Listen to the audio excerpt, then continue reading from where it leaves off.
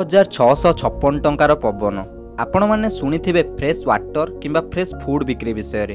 ଆପଣ ଜାଣିଲେ ଆଶ୍ଚର୍ଯ୍ୟ ହେବେ, ଫ୍ରେଶ୍ ଏୟାର ମଧ୍ୟ ବିକ୍ରି ହେଉଛି, ଯାହାର ନାମ କୋଷ୍ଟ କ୍ୟାପଚର ଏୟାର ବା ବେଳାଭୂମିରୁ ସଂଗ୍ରହ କରାଯାଉଥିବା ପବନ।